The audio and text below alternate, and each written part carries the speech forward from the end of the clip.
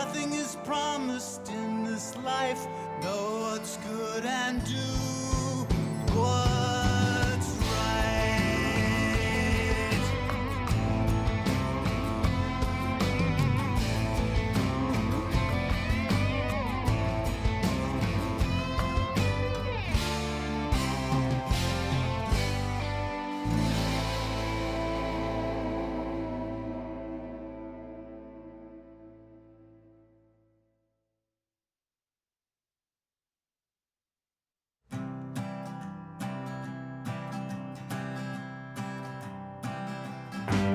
Well, I like to go out and run around and spend all night out on the town. Me and my buds, we just get up and go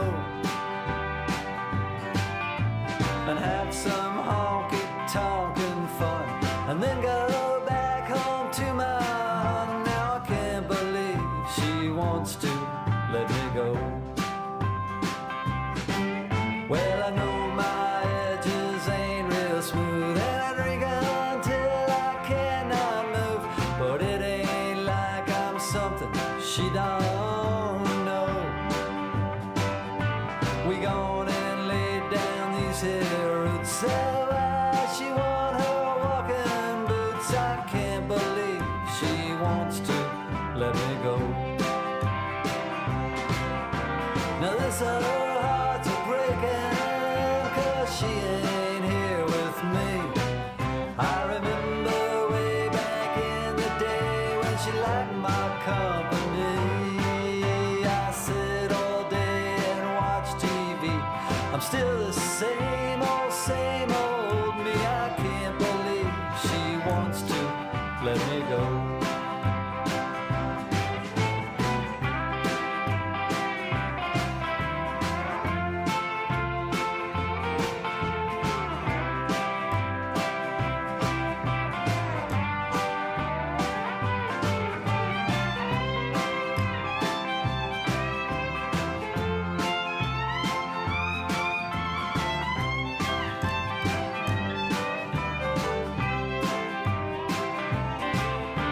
Now this her heart's a breaking, 'cause she ain't by my side. I remember way back in the day when she was satisfied. I sit all day and drink my beer. I'm the same old sitting here. I can't believe she wants to let me go. No, I can't believe she wants to let me go.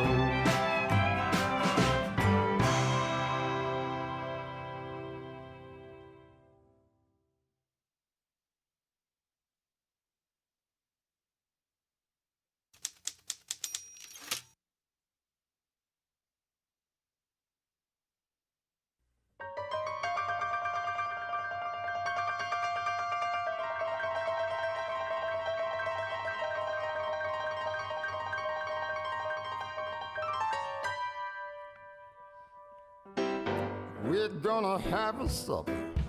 We'll eat some food that's rare. And at the head of the table, we'll place a rather Henry chair. Invite all our local big dogs. Laugh and talk and eat. I will save the bone for Henry Jones, 'cause Henry don't need no beef.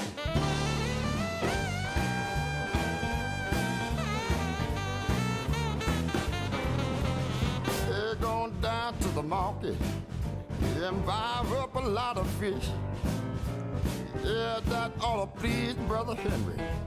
This fish is his long special dish. I get a great big can of molasses just to have a little something sweet. And we'll save bones to Henry Jones, 'cause Henry don't eat no meat. Yeah, Henry not a drinker, hardly takes a nip. He don't use no napkin. I got the things he eats don't drip. One day we had a banquet. It really was a big. Started out eating short ribs, and we finished up on the egg steak. He said the chops were mellow, he said his chops were beat. And we'll save the bone for Henry Jones. If Henry don't eat, don't beat.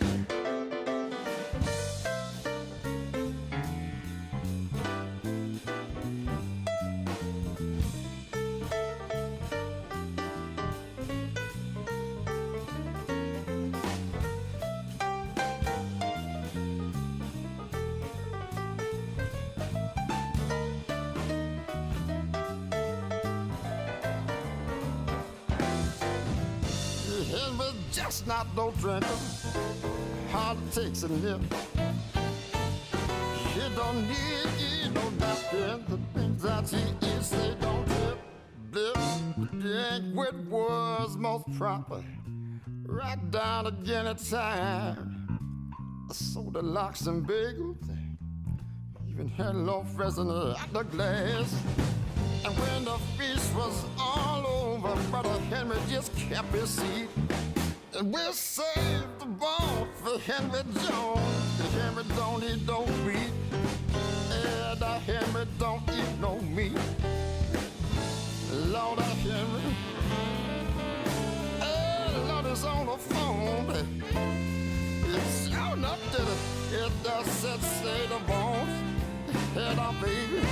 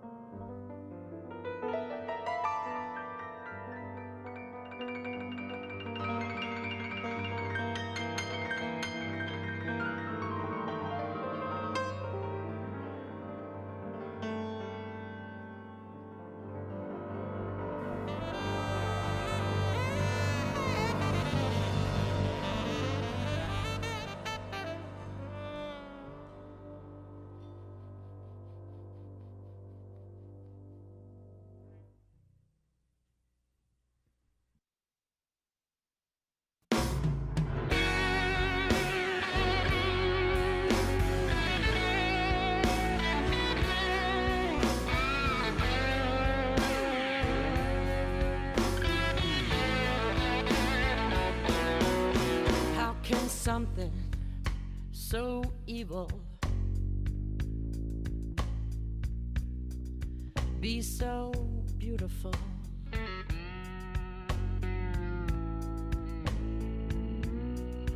How can something so enticing be so wrong for me?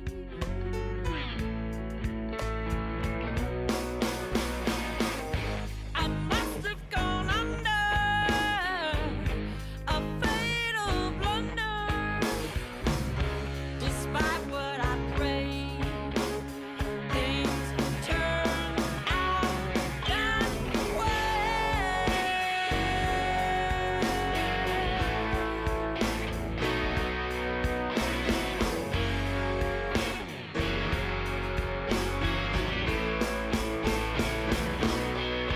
How can someone that I trusted turn away or put me down?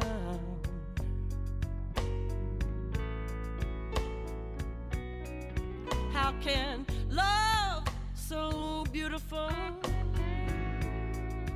turn my life upside down? I wanna know. I must have gone under a fatal blunder. Despite what you prayed, things turn out that way.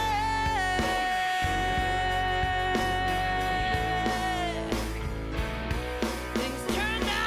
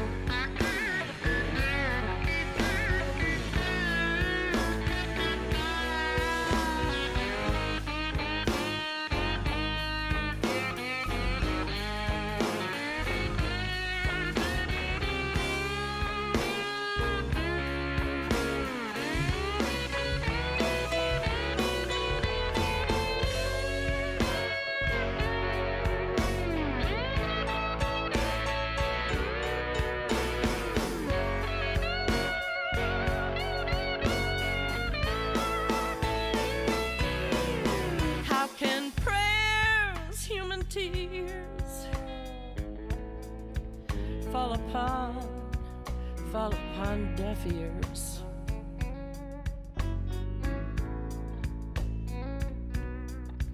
How can all of my love and my joy for you, baby, lead to nothing but a broken heart?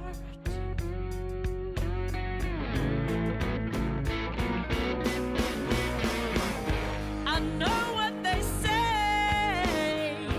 They say you just lost the game. Despite what you pray, things turn out that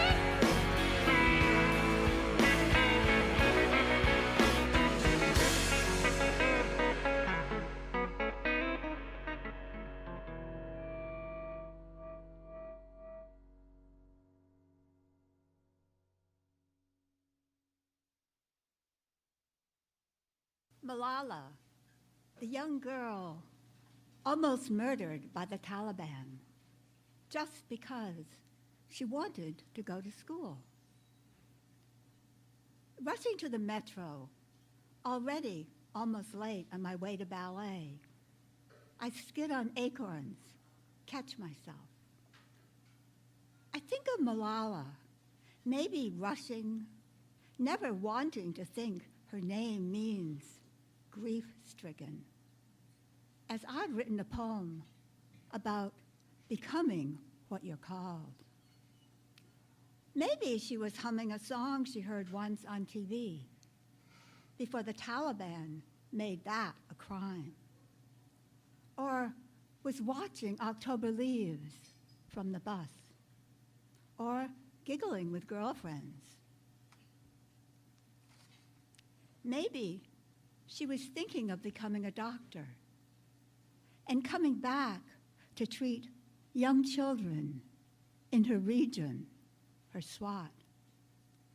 Or maybe she was hoping to see a certain boy with licorice eyes and a smile who always made her laugh. No longer able to wear school uniforms, told to wear plain clothes, Malala wrote in her blog, "Instead, I decided to wear my favorite pink dress." Maybe the last beautiful thing she saw as the bullet entered her mahogany curls, until later she woke up in the hospital's cone of light.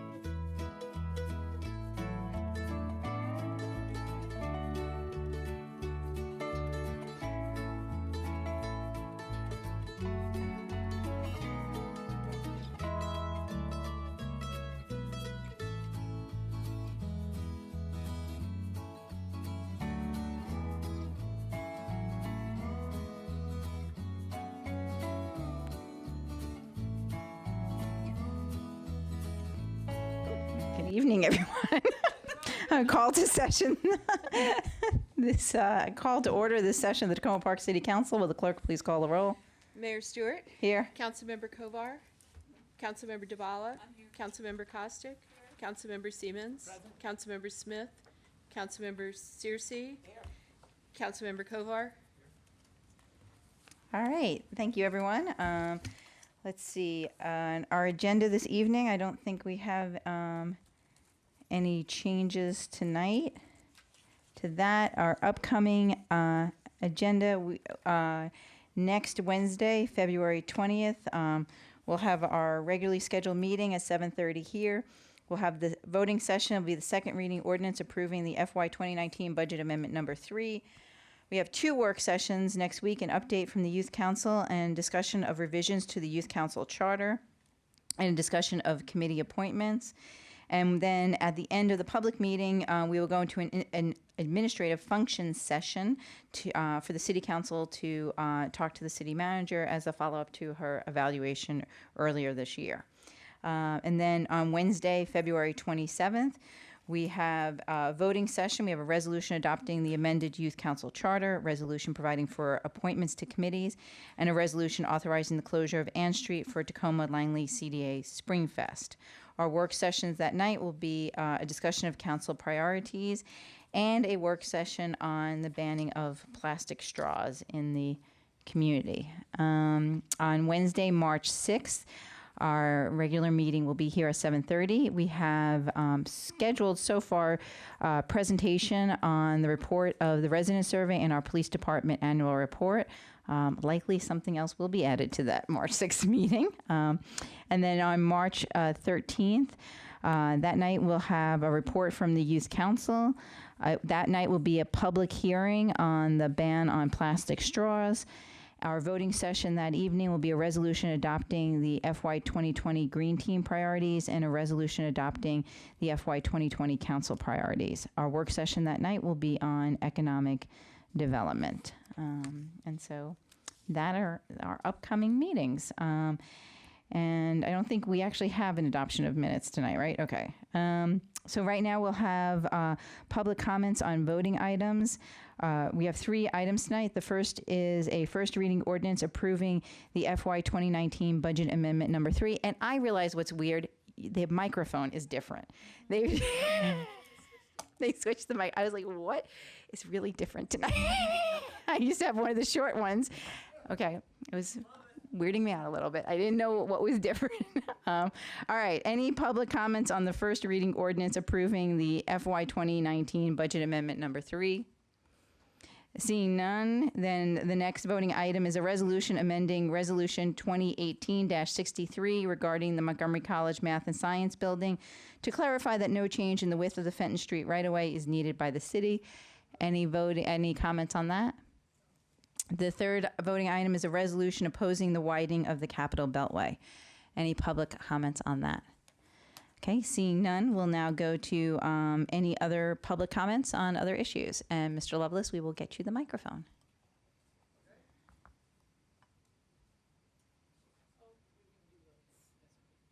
Oh, I'm sorry. Thank you, Arthur. The microphone is really like messing me up tonight. You changed something on me, and it's like, we'll let Mr. Lovelace go first, and then we'll go back to our voting session. Thank you.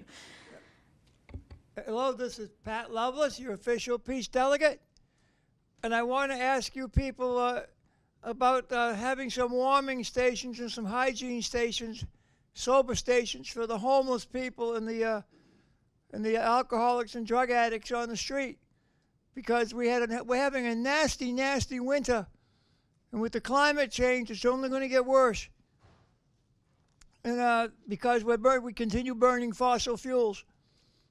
I'd like to see a place set up where the homeless can get clean clothes, can get to do their laundry, and can get to take a shower and a bath, shave, and also to get out of the cold and be checked over for any hypothermic injuries such as frostbite or frostbitten nip or whatever you call it.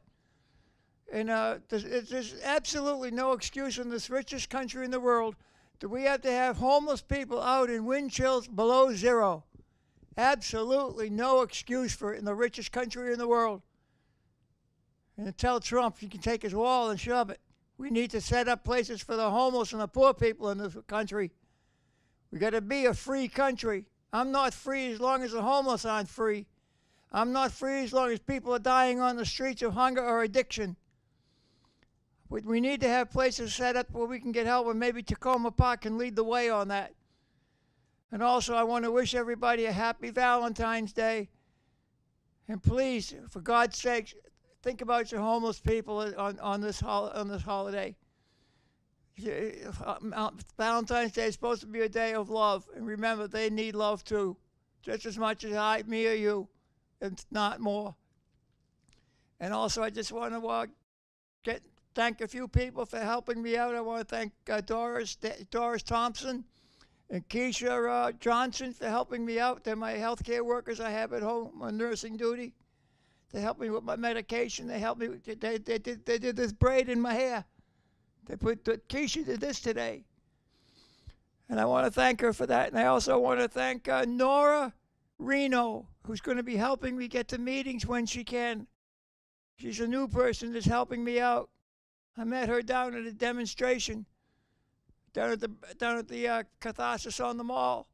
So again, if you're active in the community is going to be active with you. You'll meet new people. You'll meet good, honest people, friends who will stick with you. There's a lot in the world out there for them, even for me in my condition. I still have friends. All my friends I have now are the ones I've met in the peace movement. So please, work for peace, and peace will work for you. Don't forget that. I still carry the peace sign when I can at the demonstrations. Thank you very much. Don't forget the homeless. Please, no. Thank you, Mr. Lovelace. All right, now we'll go back to our actual agenda items and deal with our voting session. The first item tonight is the first reading ordinance approving the FY 2019 budget amendment number 3. So we have a revised document in the orange, and it's simply that we had characterized some funds from the general fund and some from the special revenue fund, and we got them mixed up. So this actually corrects them. Doesn't change the numbers or the impact. It just correctly describes them as if they're in the general fund or the special revenue fund. Okay, great. They're the ones that are underlined in the document, primarily related to Ethan Allen and Flower Avenue. Thank you. Great. Would someone like to move the ordinance? Councilwoman Searcy, do I have a second? Second. Councilmember Siemens, any discussion or questions? All right. Yep. Question? Your mic. So in looking at this quickly, the very last one, Flower Avenue, Green Street, is that a bigger number? There's not Than what we different, had last no, it's just how it's characterized, if it's from the general fund or the grants, whether it's a revenue or an expenditure from the special revenue funds. And it's confusing because it involves WSSC, how WSSC is described. I can get a full paragraph to you I get it. in I get between the it. first and second readings, but unfortunately did not get that to you today. And the others are all the same. Okay, great, thank you. Great. Councilmember Kovar.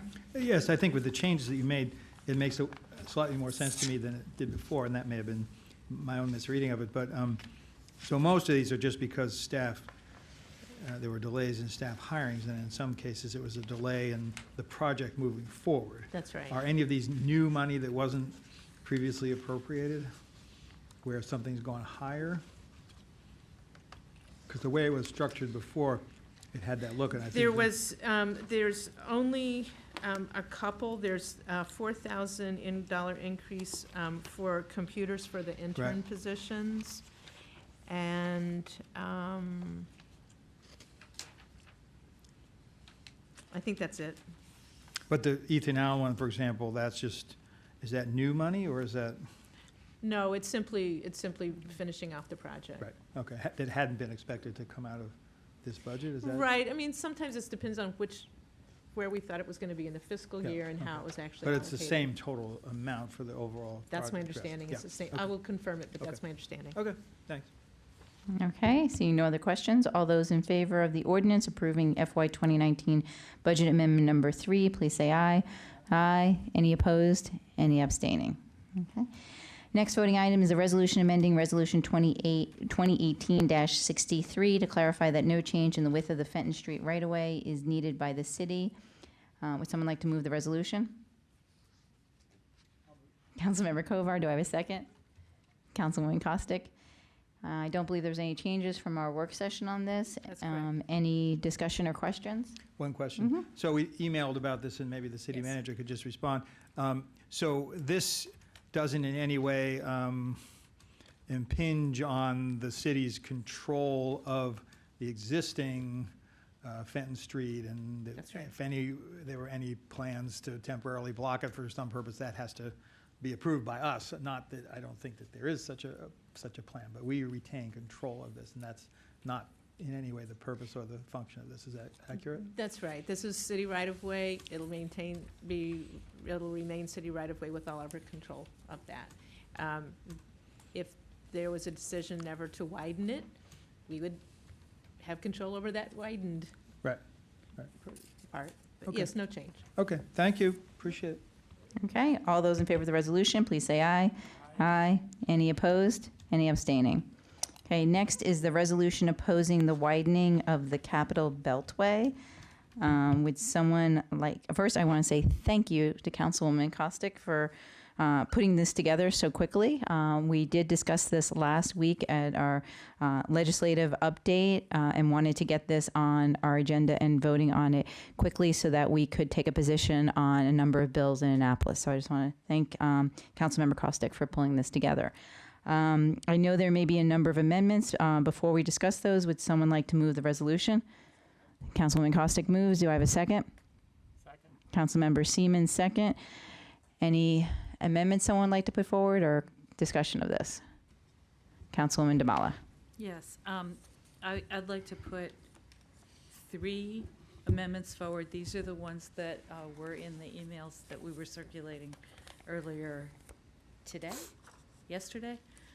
But the public hasn't had a chance to weigh in on them, so one is a new 4th whereas, which expands on the idea of if you increase roadway capacity, research shows that you increase traffic, you attract drivers, you increase traffic, and you fail in the long run to improve congestion. There's a great deal of research on this. So I would like to capture that in an amendment, in a whereas that says, whereas research has shown that induced demand refers to the idea that increasing roadway capacity often encourages more drivers and thus failing to improve congestion. So I think that's a point that strengthens this. A second point that some of us talked about online was to point out that tolls are regressive forms of taxation. And so to add in the next to last whereas, just a new one, whereas tolls are regressive. Do you want to do 3 at once? I think maybe One at we a just time? one at a time. Okay, It might be easier for so- people to keep. Can you okay, just so- read the first whereas clause again, just to make sure the city clerk was able to get that? Okay, it's Yeah. the same thing that was. You got it? So Yeah, increasing roadway capacity attracts more, Often encourages more Often. drivers, often encourage. thus failing to improve congestion. Research has shown that. Okay. Do I have a second for that amendment? Second. I don't think you can second it I because you can't put 'cause I forward, went- you oh, motion, you put forward, sorry. Councilmember Cooper. All right, any discussion of the amendment? All right, all those in favor of the amendment, please say aye. Aye. Any opposed? All right, next amendment. Okay, in recognition of the fact that tolls are regressive forms of taxation, so a new whereas, second to last, whereas tolls are regressive forms of taxation that hurt low-income residents in the same way it affects their more affluent neighbors. So just another point as to, But do not hurt, or, I think Why there's do a you word say- missing why there. would you put the Yeah. affluent parts in? I mean, Yeah, that's, that confused me too. whereas tolls are regressive forms of taxation that hurt low-income residents in the same way that they affect more affluent neighbors. I don't think that makes drop sense. That the part- does- I would drop the part. I'm sorry. I would That- suggest dropping the part about the affluent neighbors. Okay, so because- that disproportionately hurt, Yes, okay, Yeah. that disproportionately hurt low-income residents. I think that's right. So that's Can we say you're that? not arguing the point, you're Can you fixing just, the sorry, could grammar. you just, Thank you. whereas tolls are regressive, Whereas tolls are regressive forms of taxation that hurt low-income. That disproportionately hurt- Disproportionately affect low-income residents. yeah, I like the effect versus hurt. The hurt sounded odd to me. okay. Yeah. Whereas tolls are regressive forms of taxation that disproportionately affect low-income residents. Yeah, Right. that works, yes, much better. Do I have a second for that amendment? Second. Councilmember Kovar, all those in favor of the amendment, please say aye. Aye. Any opposed? Okay, next. Okay, and then, because when I read this, I know, but it isn't written down why we are doing this now. We're doing this now because there is state legislation concerning the proposed Capital Beltway project that the city believes it's important to comment on in this legislative session. To do that, we need a resolution stating our position. So I would like to add a whereas that reflects why we're doing this. And it would say, whereas state legislation concerning the proposed Capital Beltway project has been introduced, and the city council believes it's important to comment on this proposed legislation. And I can just hand this over to you all. All right, I have a second for that amendment? I'll second the All right, amendment. I just, Kovar. and I just assume it would be like the second whereas clause, because the first one says Yeah. this plan a exists. great place to The put it. second one says there's state legislation, that's why we Yeah. want to comment. Does that? Yeah, that's good. All right, all those in favor of the additional whereas clause, please say aye. Aye. Aye. Any opposed? Okay, Thank you for your patience thank with you. me. All right, any other, Councilwoman Costick, did you have something else? Oh, I think Councilmember DeBala already got the ones that I was going to note from our email conversation. So yeah, thank you to everyone for taking a look at this and proposing those. All right, any other discussion or comments? All right, all those in favor of the resolution, please say aye. Aye. Aye. Any opposed? Any abstaining? Okay. That does it for our voting session this evening. Councilwoman Costick, is there any other legislative items that? Yes, I have a couple things to update people on. The city submitted testimony on a couple of bills in the last week or so.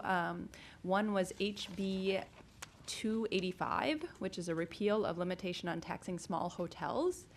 And this is a bill that would enable but not require municipalities to assess a local hotel tax on hotels with 10 or fewer homes, or 10 or fewer rooms.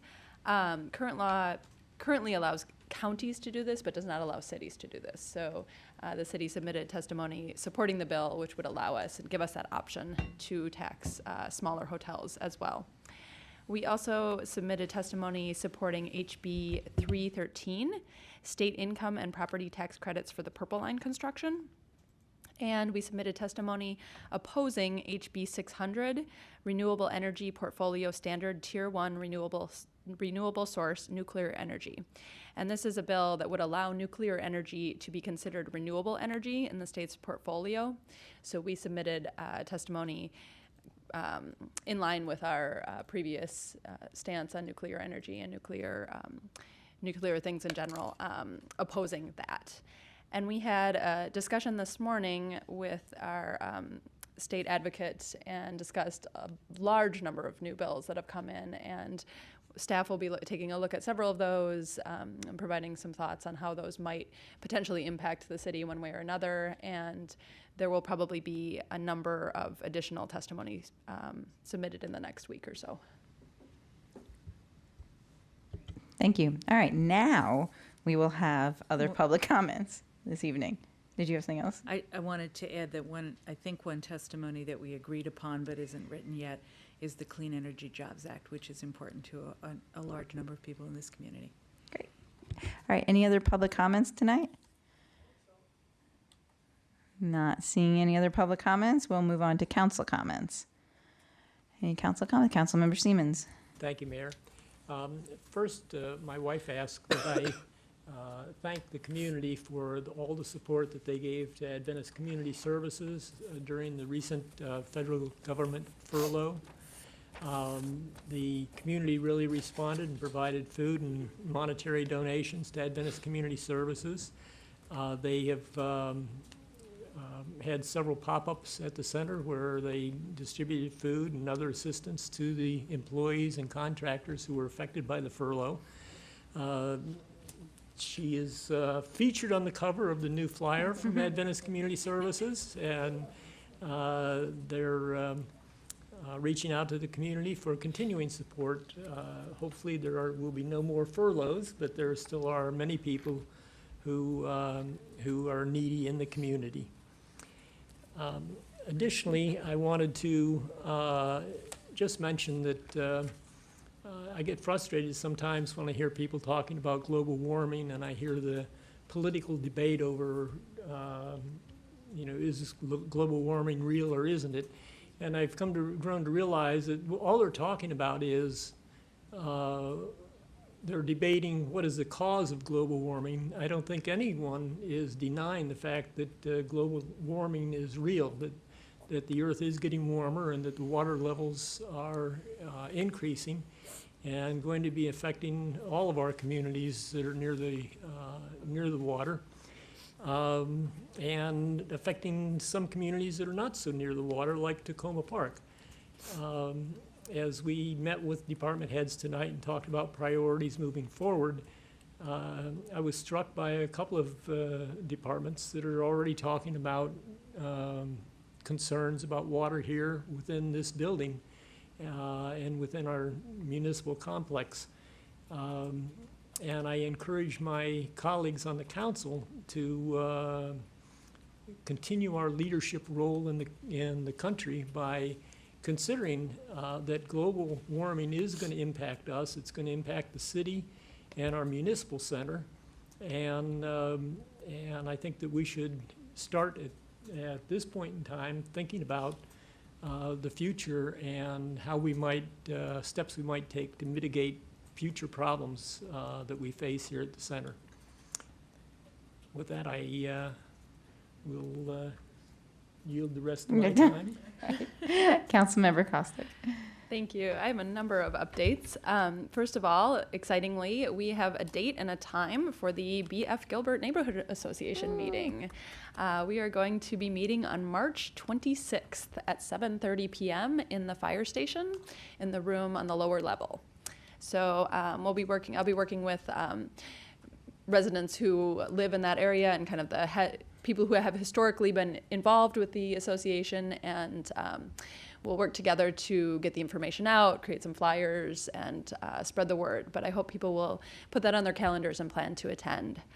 On Monday night, I had a chance to attend a discussion related to the county's Vision Zero program that was hosted by the Montgomery County Civic Federation. And it was a really interesting opportunity to learn a little more about some of the pedestrian and bike issues throughout the county and more about what the county is doing.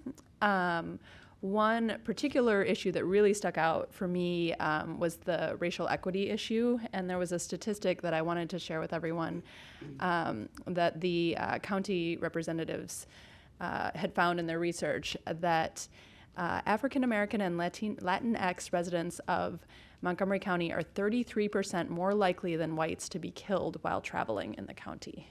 And I think that is just a stark reminder of why it's so important to have this policy in the county. And I really appreciate the fact that it is focusing specifically on equity. And I hope we can build something similar in Tacoma Park and work with the county and the state on these issues. I am meeting along with Director of Public Works Daryl Braithwaite on Friday with DC Councilmember Brandon Todd to discuss the situation on Eastern Avenue and the plans by DDOT to improve the road, which have been delayed by another year, it sounds like, into 2020 or so. And we'll be talking about how we can try to work together on that and hopefully move that project along. Additionally, I want to remind people about something I mentioned a while back, but is coming up soon. There are 2 ninth graders who live in Tacoma Park who are organizing a youth TEDx program, and we'll be sharing information about what they and their fellow students feel about the world in general and sort of issues that are important to them. And this will be here in the community center on March 9th. I just wanted to let people know if they're interested in getting involved or finding out more about it. You can let me know and I'll share some more information, or you can email them directly at tedxyouth2018@gmail.com.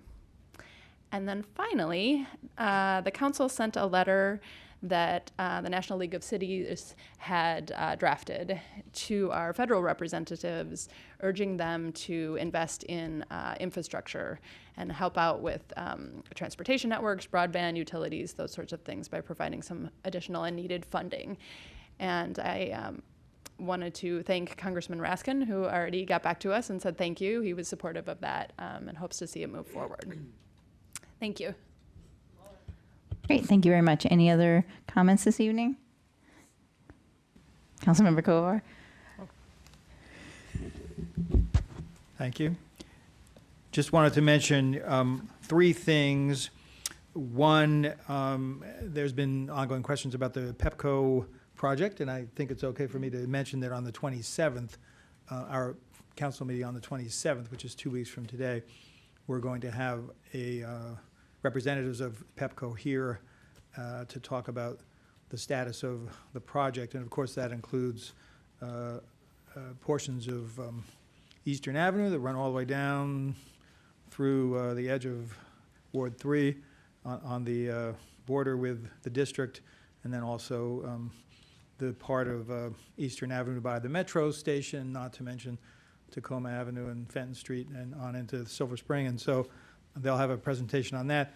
And I think we're trying to come up with a way that maybe people will get an opportunity to ask some questions too. Have we Yeah, worked so that I out yet? think this is, when we discussed, sorry, Councilman Kovar, I'm going to interrupt you. When we discussed our council procedures, we've been having conversations of how to have, during our council meetings, more Q&A conversation with members of the public and exploring different options. One of the things that we talked about when we discussed council procedures is, maybe once a month, trying when we start our meetings, maybe at 6 p.m., having a presentation and then more of a Q&A for the hour and a half before our formal meeting. And we thought, given the PEPCO project and how it is touching many different parts of the city, that having them come in, do a presentation, and then having the opportunity for residents and council members to ask questions, which sort of, we could see how that goes, holding that type of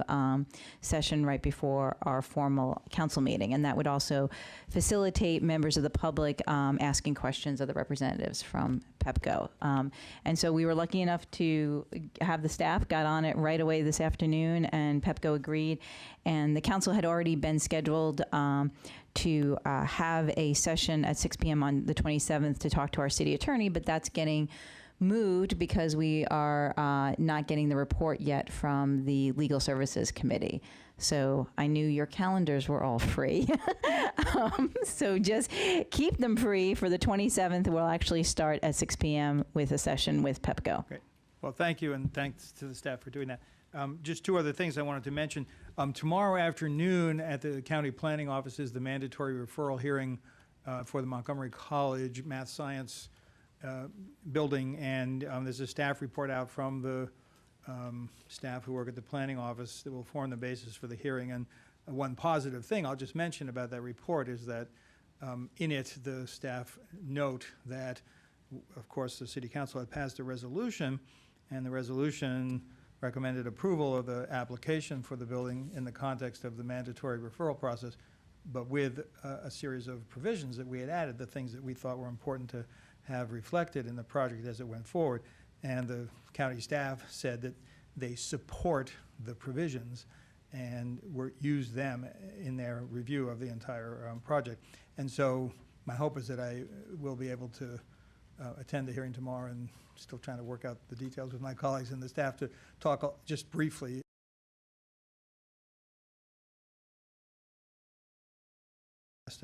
and the importance of the county planning board taking into account the concerns that we had raised.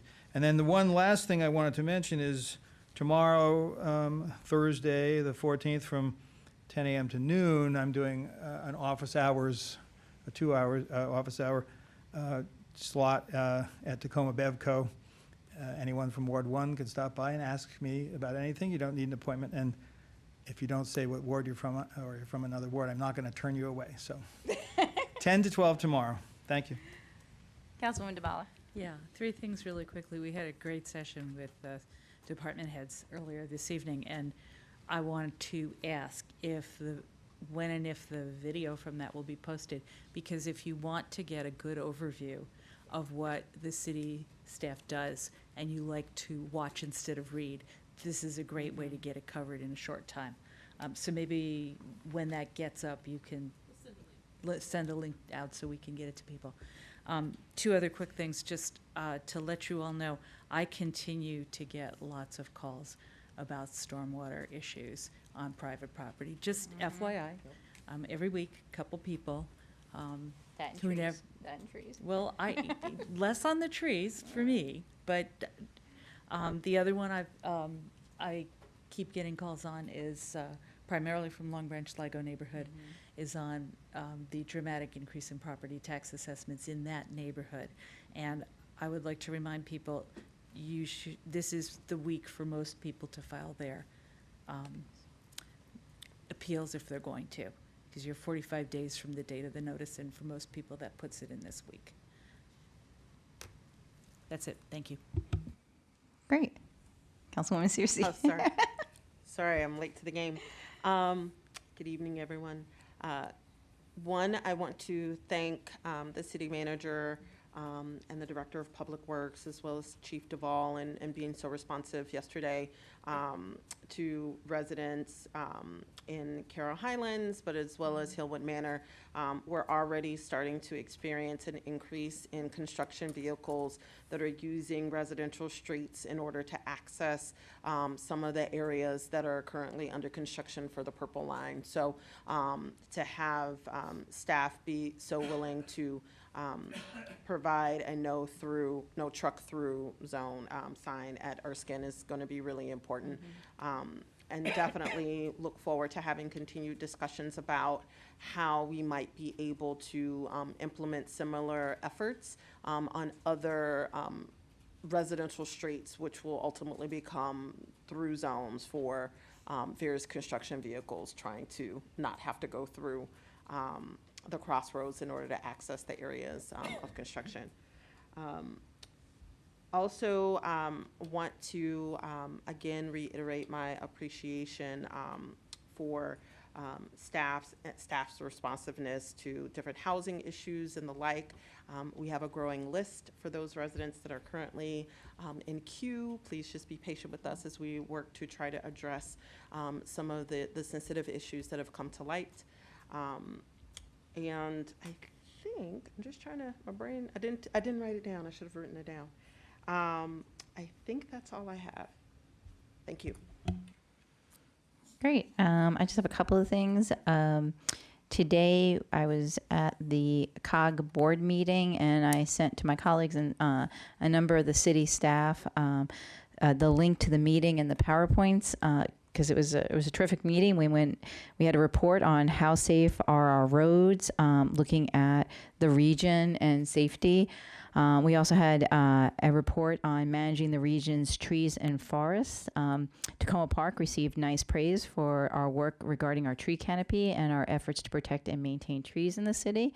In the next year, there will be a subcommittee of COG, which over the next 2 years is tasked with looking at the tree canopy in the region, education programs, and developing a model ordinance for tree protection.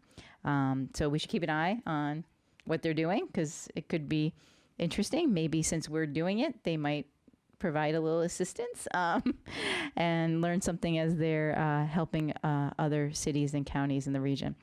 The other thing, they had a panel discussion on addressing the region's capacity for additional housing.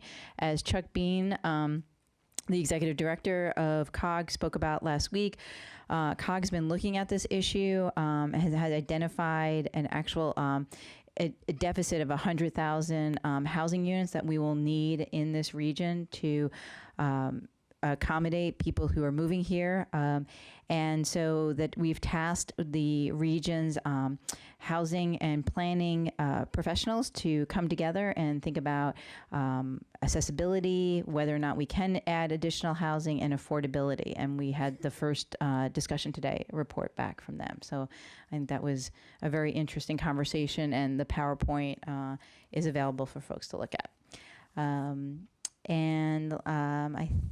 think that's all I have to report for the moment. We talked about February 27th, so I think I'm going to turn it over to the city manager. Thank you very much. I wanted to, let's see, there was a comment earlier. About BF Gilbert Community Association or any other community association meetings. Please think of me or department heads to attend these meetings, because it's a really wonderful opportunity for us to learn directly from folks and meet. Sometimes when there's not an immediate complaint, that we can get a lot accomplished and learned in those situations, and I'd love to go. We had thought today would be the day that the NDC plan would become public online at the county level. We've not seen that it has been, but we were told last night it was going to be today. In any event, it may come soon, and if so, I do have information about that in my city manager comments, how to link to that information. Following the county staff's acceptance, they will have a development review committee meeting, so the various staff in the county and in various agencies and utilities will be reviewing the application. They've not started reviewing it yet. That's once it's public, they begin reviewing it. Then they will come together to discuss it and learn more at a development review committee meeting. Our understanding is that that's tentatively scheduled for March 5th. If things aren't ready, it would be a later meeting. And then that will be a very interesting time to hear back on kind of what's being asked for about the application. My recommendation is after that point that it come to the council for discussion. Obviously, we'll be following along this very closely all through that process, and we do have a staff member on the Development Review Committee when there's an item in Tacoma Park. The council would then make comments that would be submitted before and to the planning board in consideration of the site plan that goes before them. As a reminder, we have the memorandum of agreement in state law that says that the planning board can only override an action of the city council if 4 of the 5 members of the board vote in opposition to the position of the council. So your opinions, other than owning the property, which you can pull anything at any time, other than that, on a development project in Tacoma Park, the council's resolutions carry great weight when there are site plan decisions at the planning board. So that information's on our website. We'll continue to monitor. As soon as we do find out that it's publicly posted, we will be getting information out to people and letting people know and directing people there. Yes, ma'am? Okay. Just to repeat, so I have it clear. So if it goes, if it's accepted tomorrow, which we think which we've been in.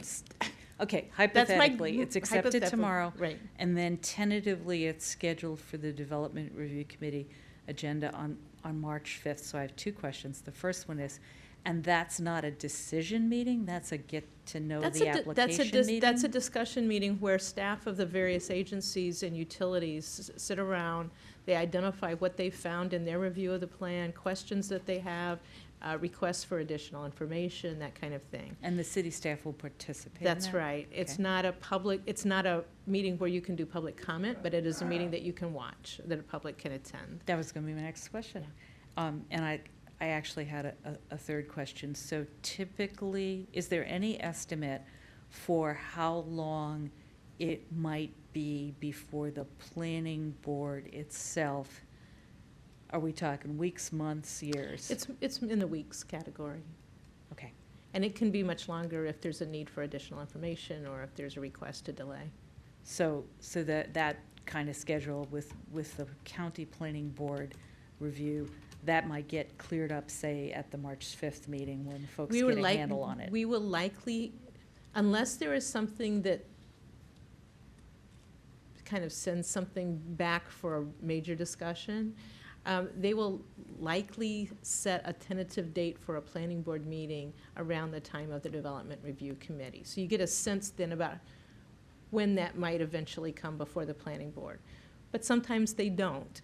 So, I mean. Not, they set the date around the date of, not that they're going to have the meeting around the date. Oh, no. Yeah, okay. They have to prepare a report. Right. They assemble the information. Right, that's what I prepare a was saying, report. that's weeks at least Yes. between. Oh, absolutely. A hypothetical March 5th and the planning board. That's correct. It's quite a chunk of time there. Am I right? Yes. Okay, thank you. It depends on, time is subjective. But yes, it would be a number of weeks, and we'll find out more information as we get closer to that. Great, thank you. I know there's a lot of interest in the scheduling of this item. Could I ask, yes, thank you for the information. So, and I may have missed it when you were presenting this, so I apologize for that.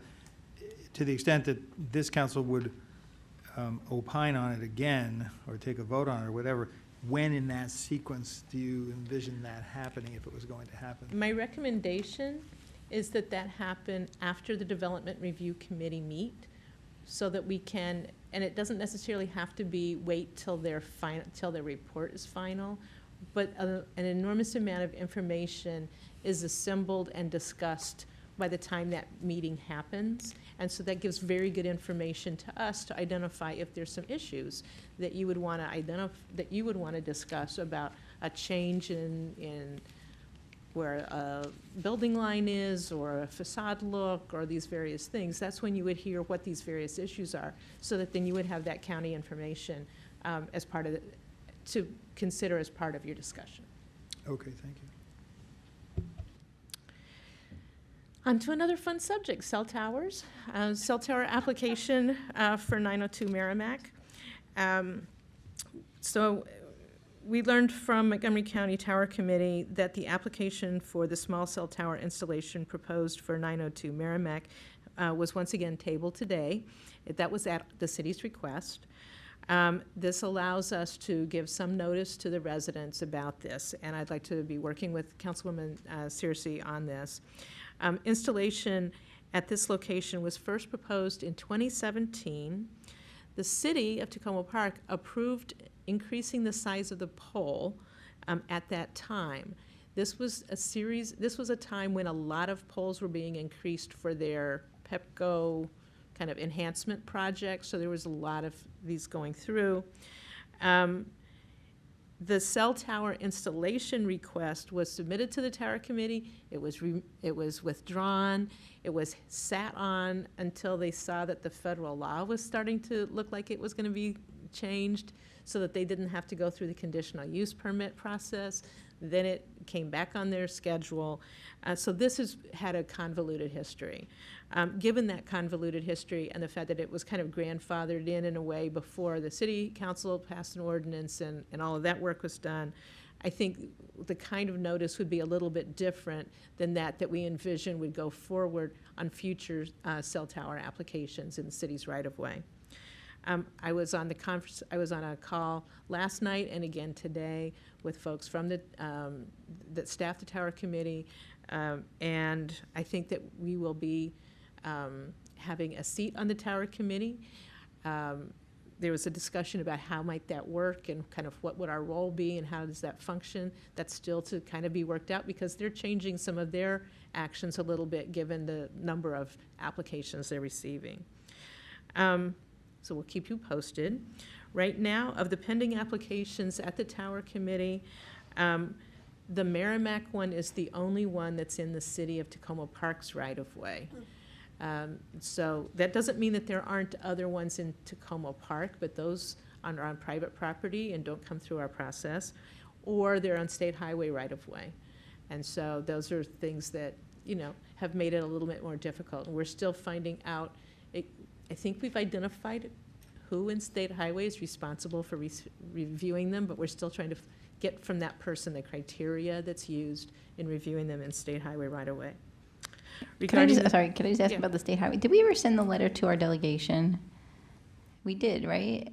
Asking them? I believe we did. I will Okay, double check. can we just double check? Because I don't Yeah, think we ever sure. got a response from our delegation Okay, requesting, I know they're in session, they're busy, but I will check. I'm pretty sure we did send it and we haven't gotten a response. Okay.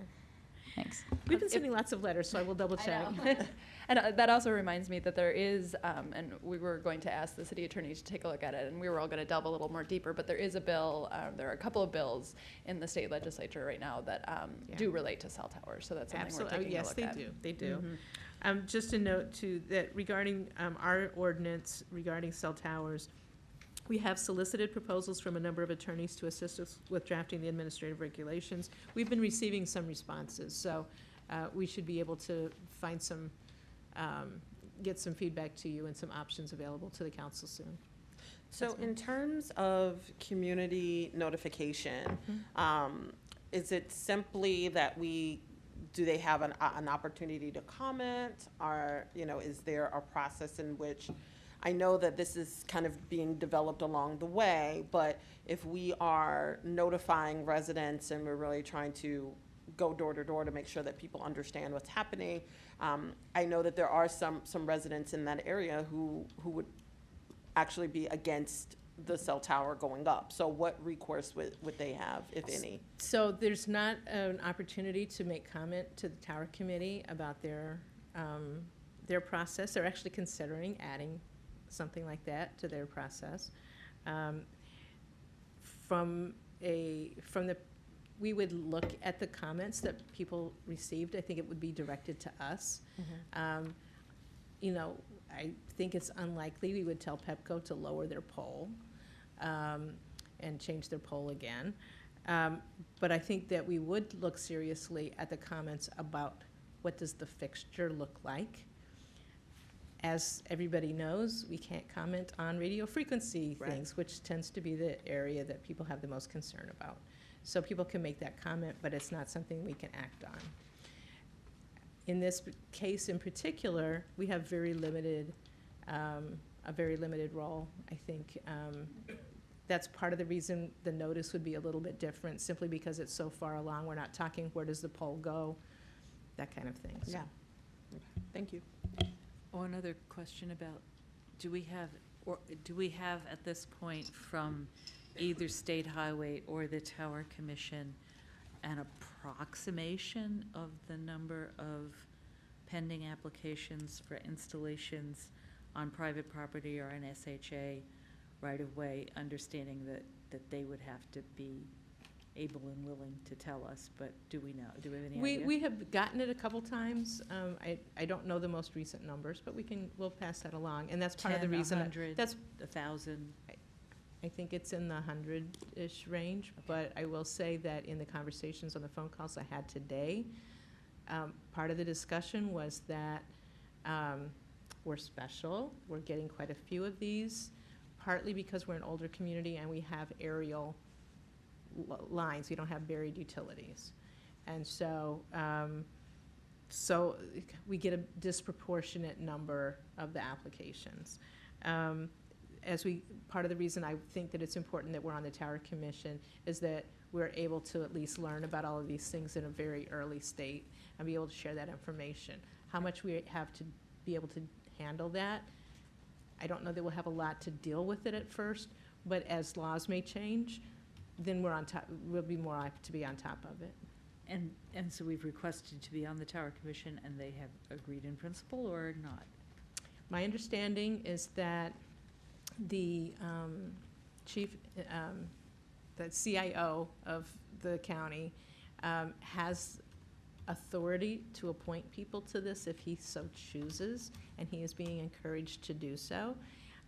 He said he would be getting back to us. Okay, thank you. One of the things that was interesting was the question, if you ask, if a there's only 10 members on it, if you ask a municipality rep to be on the committee, does every other municipality want to be on, and what is that role? As part of that discussion, it was clear though, and I tried to make it clear, that because Tacoma Park is one of the larger communities that also is under the county zoning, that is a primary reason that we should be involved. Also, that the issues that have come up recently have been that the questions about where's the boundary, where's the boundary of the city and the county, which we're very familiar with, and that we have hills, older community, tree laws, a variety of things that make us unique. The CIO was not familiar with Tacoma Park, but his staff was very familiar and was urging him to have somebody from us on there because of our unique situation. Thanks for the update. One of the things that was mentioned at the round table with the senior leadership team, and what I think in an email to you today, is a great new program on the low to moderate income energy efficiency grants available. This is a marvelous opportunity for people. For homeowners who are low to moderate income, they can receive free insulation, caulking and draft reduction, appliances including refrigerator, washing machine, water heater, clothes washer, heating and cooling equipment, and some assistance perhaps for solar panels. This would be funded through a grant from the state. Those items that the state doesn't fund, we have funds available through our grant program to assist. Please share this information with those who may be qualified for this. We have some information on our website. We've got application forms. My understanding is the application form is not that helpful, so we're working really carefully to get it designed and in other languages, and to help, and in any event, we'll help walk people through it. So I think it's the other thing that's very nice is it's being managed by a nonprofit, so we don't have to do the work. Other than making sure that we can get the folks to fill out the application, it's a really nice partnership that we're involved in on this program. So please share that information. And the income guidelines are at this link? I believe they are. Okay, great. They're the same guidelines that qualify for many kinds of programs, so often people will know if they're kind of in that category. But if anybody has a question, our staff will help them. Very briefly, today was National Net Crossing Guard Appreciation Day. Apparently there's also another, this is the first year that there was a National Crossing Guard Day. There's a different Crossing Guard Appreciation Day. I think it's in June or early June. But in any event, we're always thrilled with our crossing guards. Chief Duvall reminded us that Doris Rogers helped him cross the street when he was a kid. She still works with the city, so that was nice. Also, we got a nice kudo for police officers Butler, Mueller, and Glushkov, who were recently commended by a representative of Boy Scout Troop 33 for their role in organizing and participating in a merit badge event for the boys. And this was one of these situations where they would do it, but because of a couple little unforeseen things, more people jumped in and helped out and made it really successful. So I appreciate the officers for always stepping up and helping our young people. Thank you. Terrific. All right, now we will move on to our work session, which is a report out on our council retreats. I think I'll just say that we held, as we do pretty much every year for the last few years, had 2 evenings of council retreats. They were on January 24th and February 5th. At the council retreat, we discuss priorities that we then later affirm by resolution. These priorities help us as we do our work, and particularly when we are discussing our budget in the spring. This year, thanks to Councilmember Smith, we had our 2 meetings facilitated by 2 researchers and experts in the racial equity field. And so we talked about our racial equity work as we discussed our different priorities. Moving forward, just to give people a sense of the schedule, we will have a work session on the priorities coming up in the next couple of weeks, and then we'll be voting on them. As we went through the priorities, the document is attached and on the city website. People can review it. We discussed prioritizing the priorities, I guess, and looked at tentatively 4 that rose to the top. They include ensuring we have a range of safe, quality, and stable housing options that are affordable for residents of varying incomes and of all races and ethnicities. The second, are not necessarily in order, but planning and preparing for development in the city and region while maintaining the special character and diversity of Tacoma Park. Another one was prioritizing actions, policies, innovations, and new opportunities that mitigate and adapt to the causes and effects of climate change. Improve and formalize systems for council-appointed committees, and improving policies and processes, particularly those related to the tree ordinance and traffic, to make them more equitable and easy to understand and follow. So as we went through our exercise of saying what are the things that we really want to think about and prioritize in the upcoming years, these 5 rose to the top. In addition, we had conversations and making some changes to the priorities document over adding things like helping residents who live in condominiums when we're looking at our housing issues, or bumping up into one of the main priority areas, work on the New Hampshire Avenue Rec Center. So there were items like that. As we've noted tonight, we had a meeting prior to this meeting with all the department heads in the city to talk about the work that they're doing and challenges that they're facing, so that can inform as we're discussing the priorities moving forward. So I don't know if other the city staff or members of the council had other things they wanted to raise at this moment. I would encourage residents to take a look at it before we come back in the city council and discuss this. We also will be kind of discussing what the budget implications are for all of these, because we know there are a lot of things we like to do, and we need to also remember that they cost things and think about the tax implications of all of it. So I don't know if anyone else has any other, if I missed anything, any other comments this evening? Councilwoman DeBala? Yeah, so if we have specific editing comments, we should get them. You could say them tonight, or you could. The work session, or? Okay. I think ideally, as we discussed, having them sooner.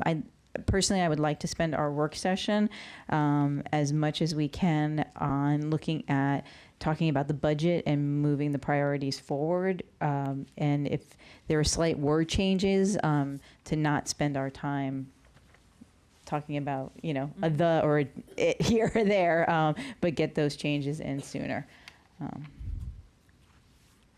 So if you want to raise something tonight. Well, I seem to have 2 different versions of it, but give me a minute. Councilmember Siemens, did you want to? Something else to say? Yes. Thank you, Mayor. I just wanted to comment that I really appreciate my colleagues. I've watched this process grow from the beginning of doing these priorities, and I'm really struck by the quality of the work this year. Not that it was poor in the past, but I think it's a step up again this year. And I just compliment my colleagues on that. And I also wanted to again express my appreciation to the city manager and all the department heads for the session that we had this evening.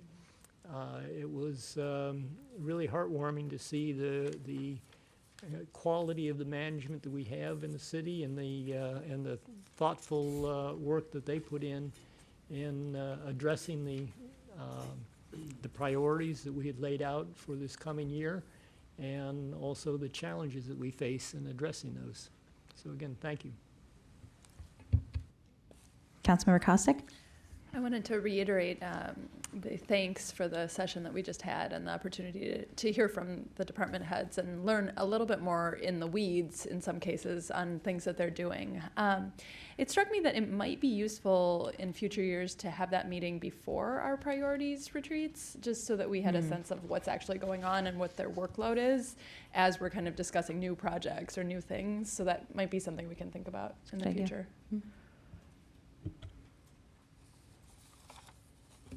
Great. I was actually thinking, if it wasn't too much on the staff, the way we did it tonight before the meeting, thinking about having it twice a year would also be, again, realizing there's preparation that goes into having those meetings, and I know many of them probably spent, if you speak for 3 minutes, you probably spent 3 hours, right, to, actually speak for 3 minutes, but I do think having maybe more time to do those check-ins would be nice. I actually don't think it took a lot of time for our staff because they know this stuff off the top of their head. There were a couple folks, the 3 HCD managers, necessarily worked a little bit together because they kind of got thrown into this quickly. But I don't think it takes a lot of preparation time, and I think they find it valuable. As I mentioned, Mayor, just afterwards, one of the things that they would find valuable is to hear from you all. Because one of the things that is, just as I think you like hearing from them and hearing their voice and whatever, it's helpful to hear your individual voices about the kind of concerns or thoughts or suggestions or things that excite you. And it helps them think better about how to approach some things or to know who to talk with. The other thing while we're on that topic, is, and we were talking about the challenges of staffing, so I'm not asking for more work here, but I would love to tell those stories that we heard in the room a little more to residents and just get it out there. So if there are opportunities, I loved the spotlight that you did on the finance department, like those sorts of things, or if the new communications manager can tweet out things about what's going on, or just get those stories out there. I think that would be really useful. Great. Councilman Searcy. So I just want to thank my colleagues and city staff. Not only was the meeting today extremely beneficial, but I like to say our priority discussions were somewhat therapeutic. It was nice to have a space in which we could really be open and honest about what it is that we want to accomplish, what are some of the challenges that we're facing as a city, what are some ways in which we can truly, one, recognize inequities in the city, and how we could try to close those gaps in terms of some of the processes and priorities that we've previously held. And I think one thing that is going to become even more important, especially as we start to talk through the budget and how we're paying for things. I like to say that there's really no such thing as winners and losers when you're talking about improving a city. But in order for us to get to the point where we truly are prioritizing the areas that we've called out and agreed upon somewhat as a council, it might mean that other things that not only our colleagues would I think are important, but many of our constituents may think are important. We might not be able to devote as many resources towards them in the future, or at least for the upcoming fiscal year. So I think that's, it was a nice pregame to kind of have some time to sit and talk about priorities, but the real challenge is going to be, as the mayor mentioned, when we start to actually try to put dollars and staff time to these priorities, which in many cases are huge. I'm so excited that we've bumped up the recreation center as a priority. That's a priority for me, but it's a it's a big development project, which means that it's gonna take some time, it's gonna take resources, it's gonna take a lot of effort. So I definitely, again, want to reiterate my appreciation of my colleagues and reiterate my appreciation of staff, and look forward to engaging not just staff and colleagues, but also the city as we start to really talk about these priorities. I would love to have, when we're talking about the budget, the room full of people talking about the priorities and understanding the trade-offs that may be at play, and everyone kind of coming to an agreement on, yes, you know, I may want XYZ tomorrow, but actually we do need to prioritize this particular effort. And no, we are not limitless in terms of our budget. There are certain things we're not going to be able to do. So whatever we could do to try to engage the community now so that they're invested in some of these discussions going forward would be really beneficial. And again, kind of piggybacking off of Councilmember Cossic's, like, I don't know if we need to just make budget fun. I don't know if that's possible. By making sure that when we're having discussions, that they're, you know, kind of tailored to what people really want to hear versus just us walking through line items. Maybe it's, let's talk about housing and economic development and budget projects that may be aligned to that and priorities, instead of making people drawn on through the entire budget. But anything that we can do to try to make it a little bit more palatable to people so that they can be a part of those discussions, I think is going to be really important. Thank you. Councilmember Kovar. Thank you. And just following up on what Councilmember Searcy was just talking about, I think the crucial point for that will be when we're in the budget, and I think I said this before, if I think of a great idea that seems like it would be something that would be a good priority to include in the budget, it's really helpful. It will be helpful to say, okay, this is what that will mean in terms of staff and budgeting. And then we can decide at the time if it's something that, you know, I decide still makes sense to push, that's fine, but at least we'd have that understanding, because if we suggest something and it just gets included in the budget, just human nature being what it is, I'm probably not going to say that thing that I asked for that's in the budget, take it out. It would just be much easier. It would be much easier to know in advance. So I think that's a big part of it. There were a couple of things that I think I mentioned in an email that I'd like to just see what my colleagues thought about adding them. And there's a couple of different versions here, so I think I have the most current version. But one of the things that struck me, and I had mentioned this meeting at last week's council meeting, and the mayor was there, and the chief of police was there, and that was the Old Town Business Association cross-jurisdictional meeting where we had a number of people, both from the city and from the District of Columbia. And so in the section of our priorities list where we talk about working with the legislators and people from other levels of government in Annapolis and Rockville, I was thinking it would make sense to add, this is on the bottom of page 6 in the version of this that I have anyway, to add the District of Columbia there too.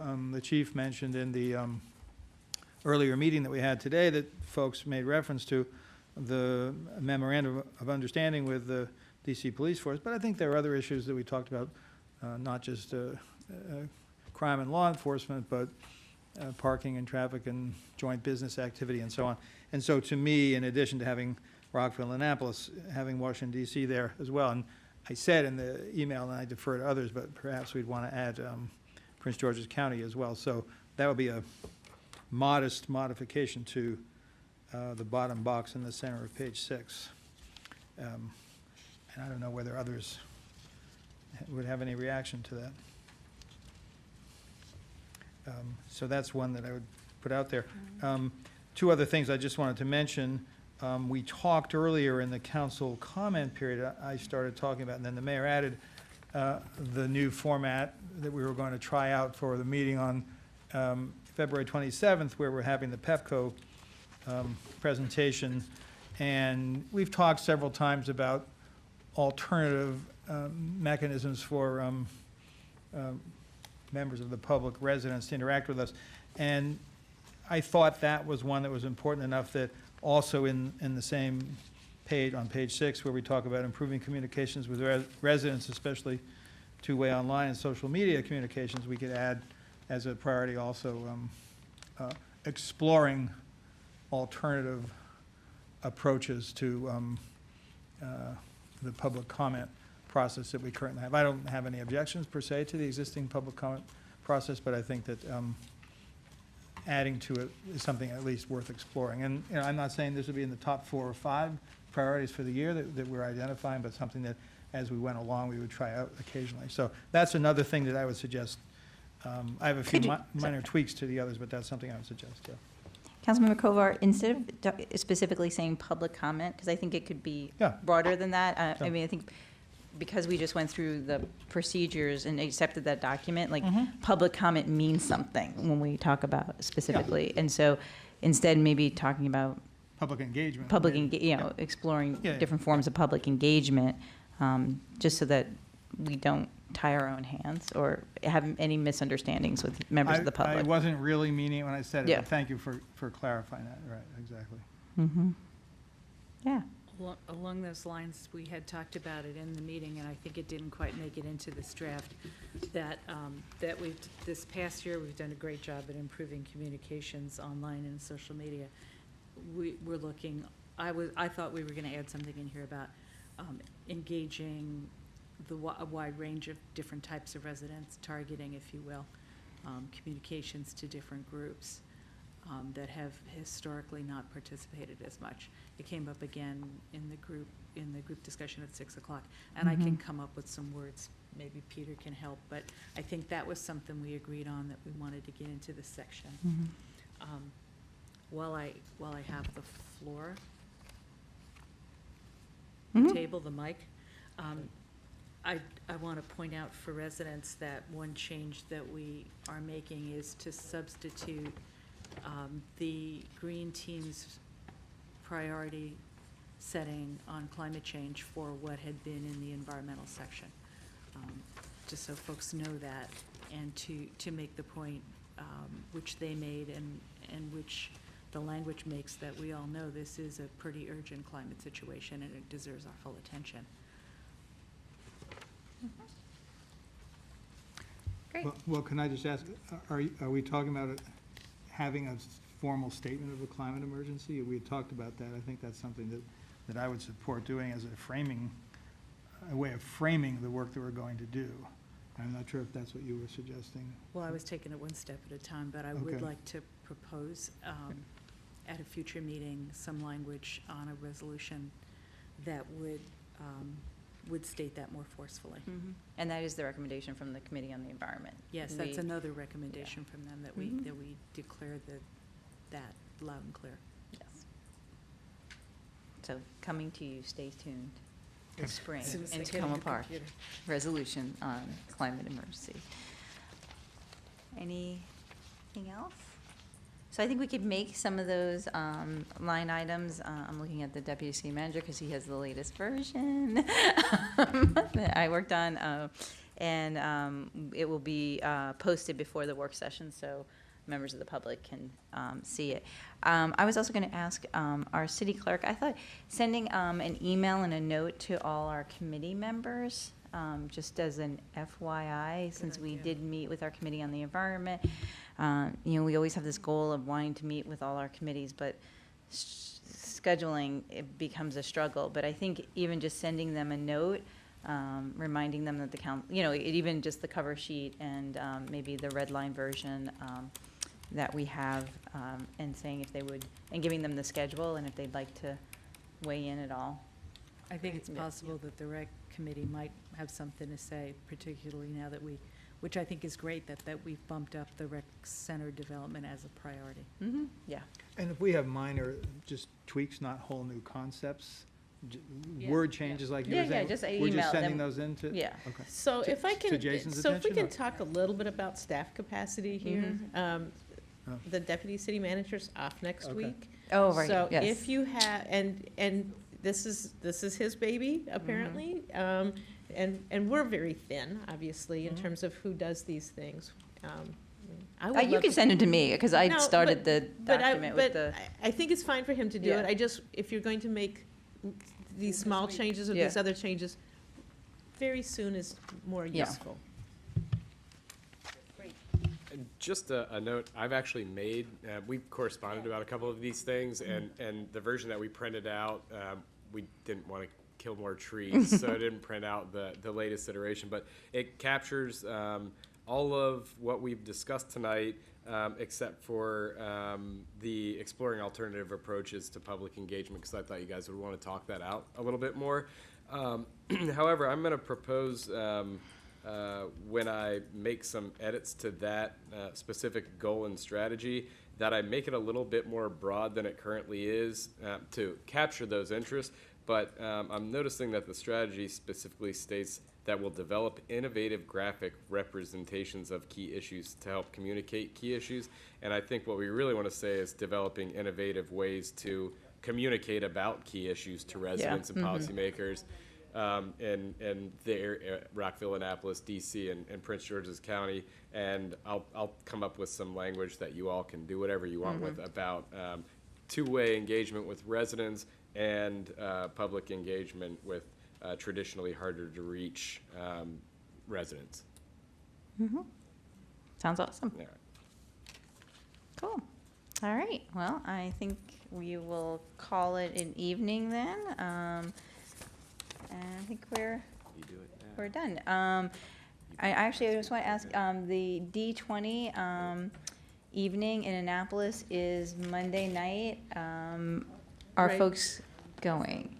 So we You're gonna go, actually, there will be a city bus that people can sign up on, I think, through the District 20 offices. So some of the messages are going out.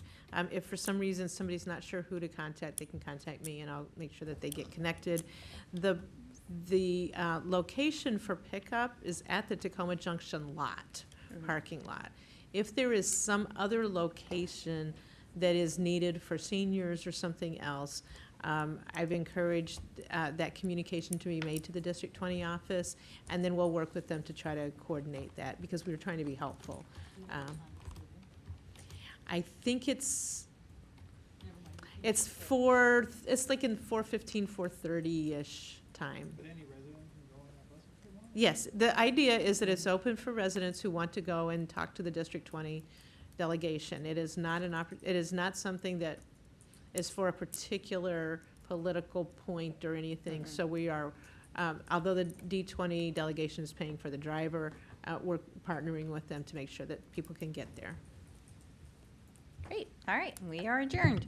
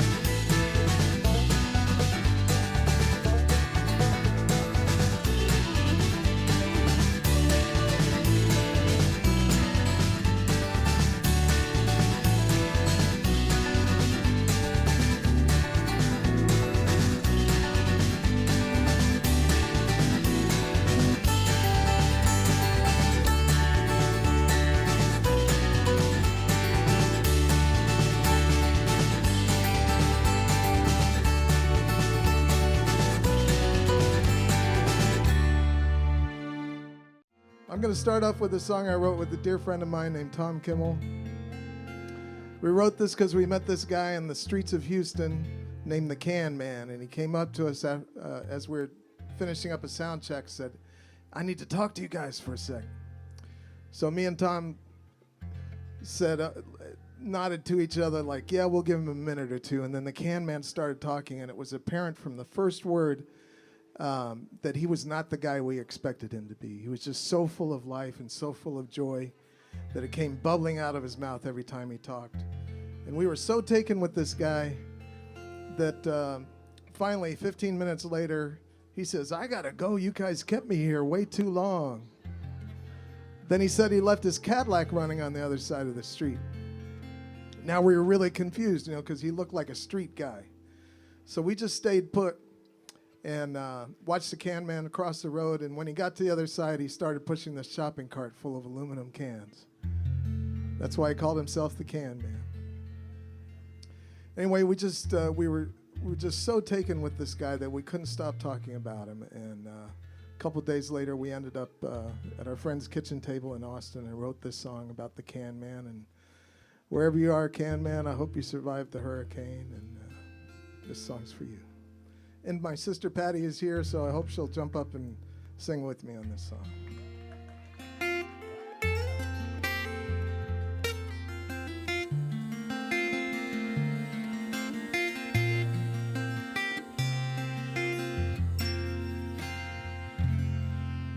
If I met you on the corner,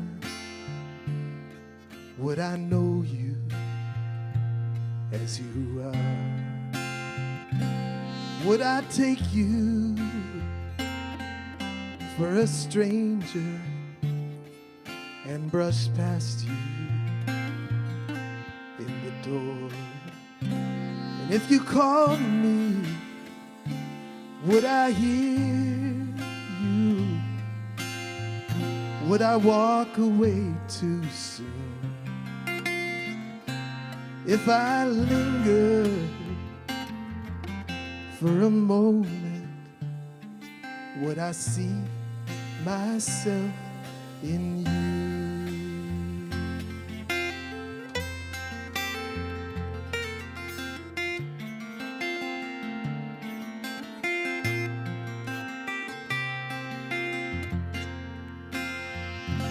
And if I fought you as a soldier, if I had you in my sight, would you ask me to remember who imagined I was right? And if you witnessed my surrender, do I know what I would do? If you held me like my brother, would I see myself in you? Well, I dreamed my end was near. I was almost gone. If I dreamed from here, can I still come home?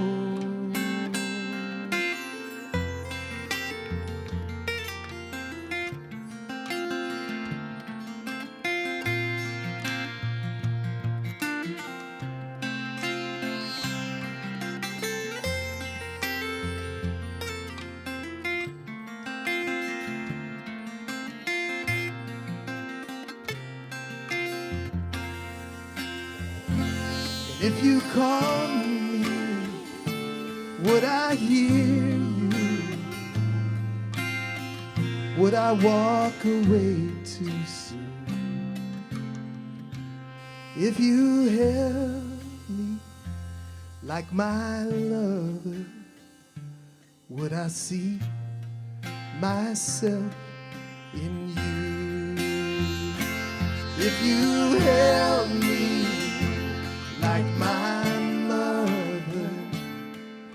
I see myself in you.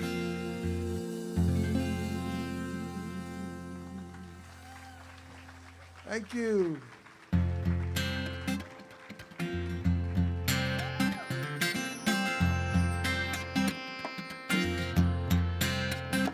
Little Prince Charming wouldn't play, picked up all his toys and walked away. No happy ending, final kiss. Bet you never thought that you'd end up like this. Now you wait in disbelief till someone sweeps you off your feet. You can walk a million miles, make a million smiles in the line of duty.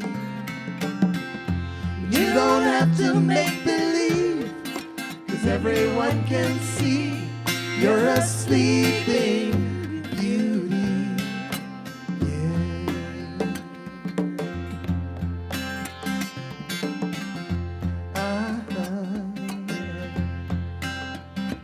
Beautiful dreamer, away. You've been dancing round your dreams at every gate.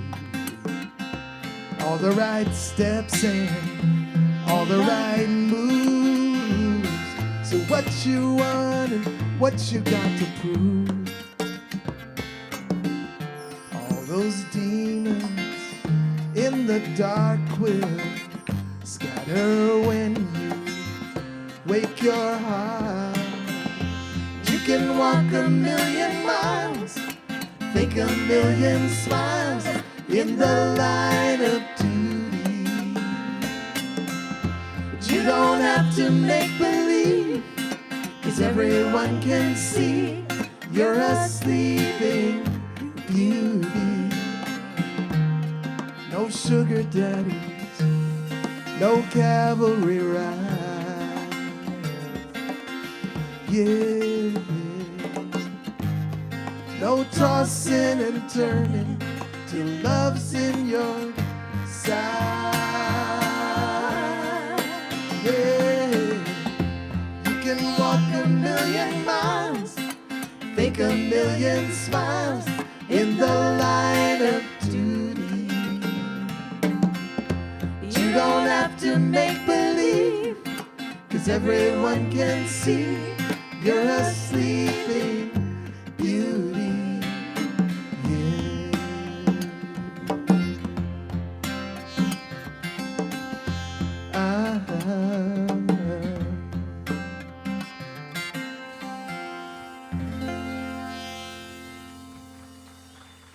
Thank you.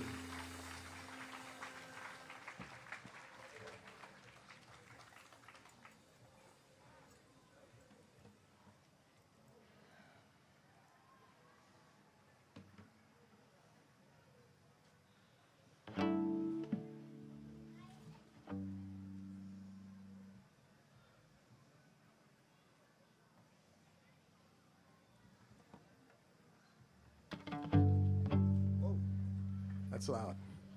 My parents started me on violin at the age of 6 years old at Sligo Elementary School. And they made me take this thing, violin lessons, for 10 straight years, and I hated every minute of it.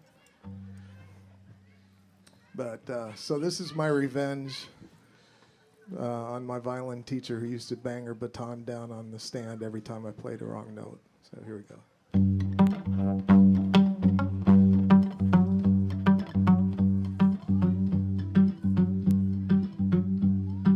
One of these mornings, Lord, I swear,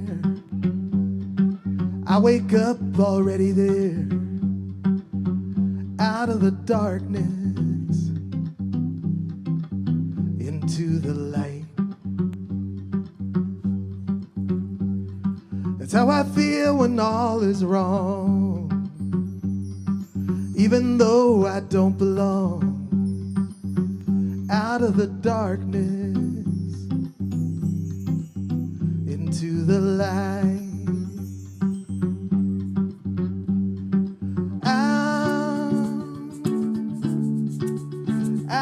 the darkness,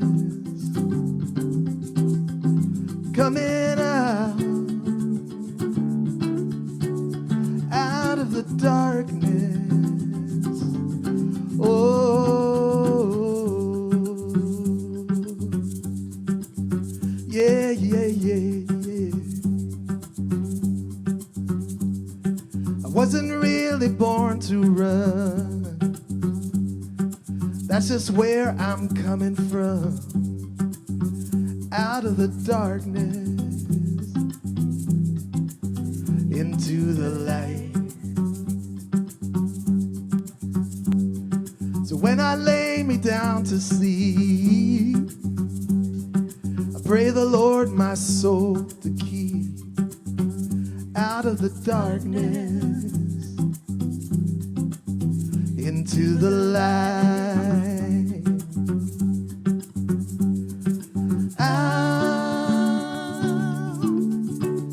Out of the darkness, coming out.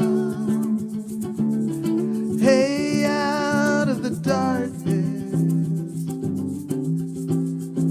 I wanna live like there's nothing to forgive, no one to betray, nothing left to pay. Oh, yeah, yeah, yeah, yeah. One of these mornings, Lord, I swear, I wake up already there, out of the darkness into the light. Out of the darkness into the light.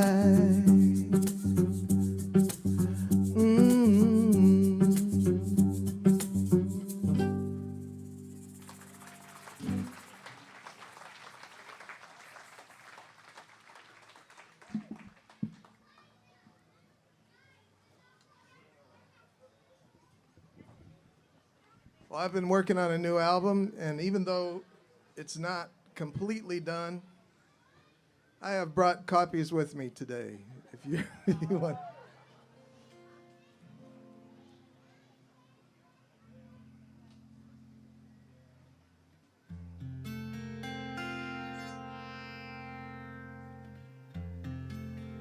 So that last song, Out of the Darkness, is on my new one, and so is this one.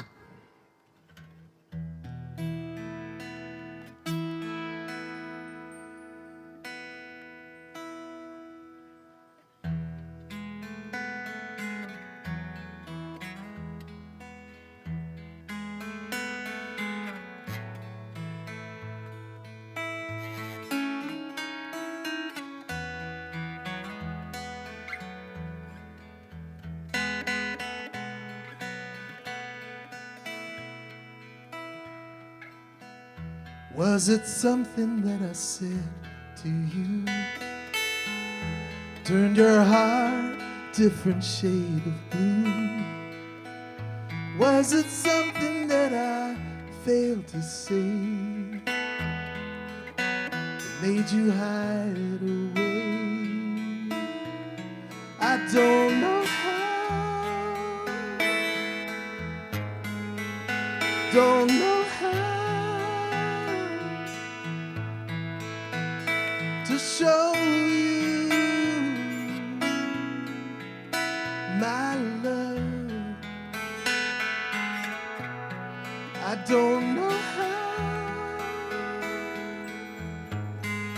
don't know how to show you my love.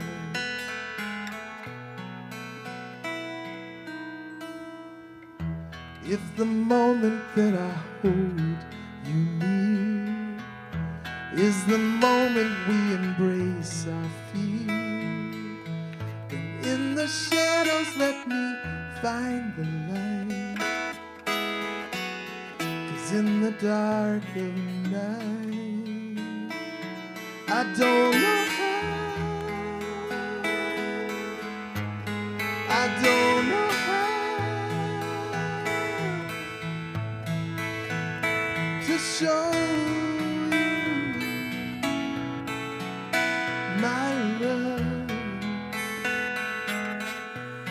I don't know how, I don't know how to show you my love. Won't you let me, won't you let me in? Let me in.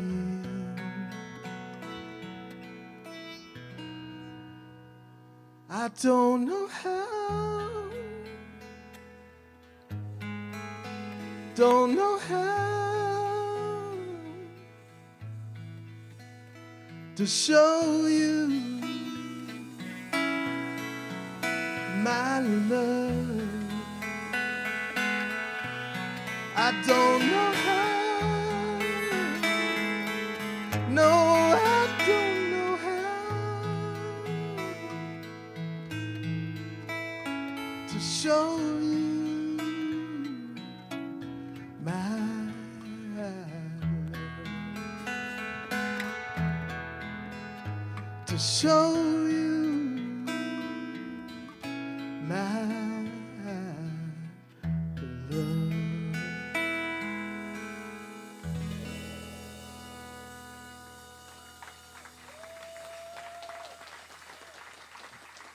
Thank you so much. Well, I got time for a couple more songs, so I'm going to do a song now.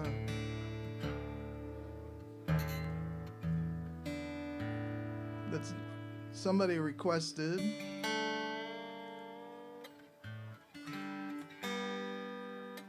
And I'd like to ask my buddy John Piper if he's around to come up and play. It's an E minor, man, and it's bluesish.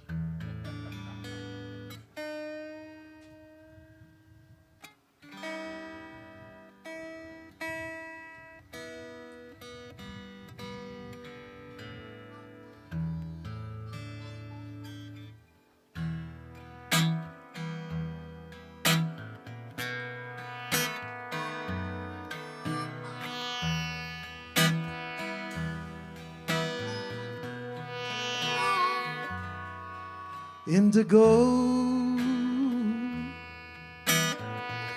you're so blue, so dangerous, I'm drawn to you. I love your pain, the way your brain